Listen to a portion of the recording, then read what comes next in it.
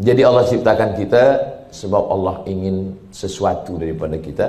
Kalau hanya setakat bertasbih, malaikat pun bertasbih.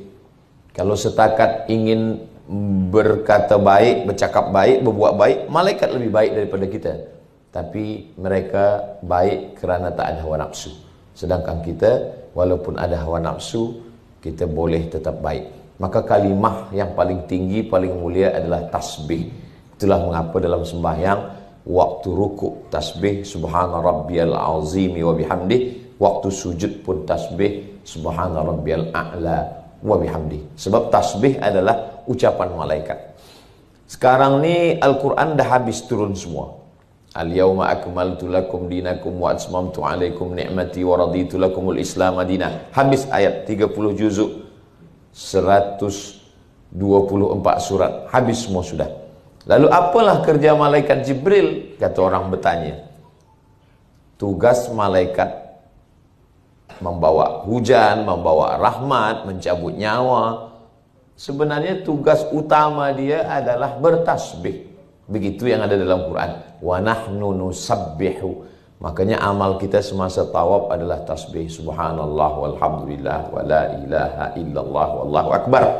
Amal kita pun waktu sembahyang juga tasbih. Subhana rabbiyal a'la wa bihamdih. Dan selepas sembahyang pun subhanallah, subhanallah, subhanallah. Maha suci Allah. Ada orang mensucikan kain sebab kain kotor. Ada orang mensucikan badan sebab mungkin di badan ada kotor. Kenapa orang menyebutkan Allah subhana, maha suci Allah? Mana ada kotor pada Allah? Allah memang suci. Kenapa kita sebut suci? Sebab ada setengah makhluk yang mengotori Allah. Wa qalatil yahudu Uzairun ibnullah.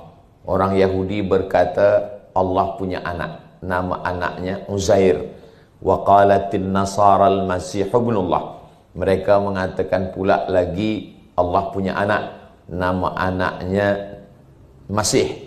Lalu kemudian orang Yahudi mengatakan wa qalatil yahudu yadullah maghlulah. Orang Yahudi berkata tangan Allah terikat dengan tali temali. Maka kerana mereka berani untuk mengotori, menodai Allah yang suci, maka kita datang sebagai umat Nabi Muhammad SAW, kita berkata subhanallah, maha suci Allah dari segala yang tak baik. Itulah mengapa qabliyah subuh itu kita menafikan itu semua. Qul huwallahu ahad, Allah Esa, Allahu samad, meminta kepada dia saja. Lam yalid, dia tiada beranak. Walam yulad, dan dia pun tiada pula diperanakkan. Walam yakul lahu kufuwan ahad, tak ada satu pun yang setara, yang sama, yang selevel dengan dia. Dia maha suci atas segalanya. Maka kita katakan Allah subhanahu, maha suci, wa ta'ala, maha tinggi. Sebab ada makhluk yang merendahkan Allah subhanahu wa ta'ala. Ada orang yang mulutnya mensucikan Allah. Allah maha suci, Allah maha mulia. Tapi dalam hatinya dia sedang merendahkan Allah.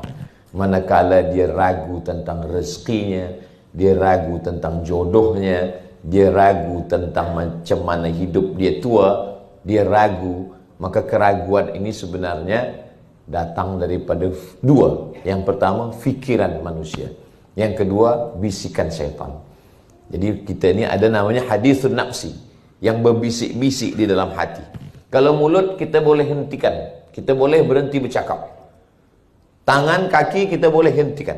Tapi ada satu yang kita tak boleh stop, yaitu fikiran. Fikiran kita selalu bercakap terus. Dan yang membuat letih ini fikiran. Yang membuat letih ini adalah fikiran kita. Nanti akan begini, akan begini, akan begini, akan begini. Maka untuk menghentikan fikiran itu, zikir. Zikir mengalihkan pikiran kita dari bercakap sendiri untuk kepada beban baru. Makanya kalau orang yang tidak Islam, dia akan diajak untuk meditasi, memejamkan mata, memikirkan tentang dengar kicauan burung, mendengar suara air terjun, atau dia akan menghirup bau-bauan harum-haruman bunga. lalu kemudian diajak untuk mengosongkan pikiran. Dalam Islam tidak. Kita tidak disuruh untuk mengosongkan pikiran. Kita hanya untuk bertasbih. Kita diajak, maka kita dengarlah ulama tasbih yang elok, subhanallah wa bihamdihi subhanallahil azim. Kalimatani, dua kalimat. Khafifatani 'alal lisan, ringan di lidah. Thaqilatani fil mizan, tapi berat pada timbangan mizan hari kiamat. Habibatani ilar rahman, kalimah ini disukai, dicintai Allah. Subhanallah wa bihamdihi subhanallahil azim, subhanallah wa bihamdihi subhanallahil azim. Maka bila kita bertasbih, mulut kita bercakap, telinga kita mendengar, fikiran kita beralih dari apa yang kita fikirkan sebelumnya, kita fokus kepada yang sedang kita cakapkan.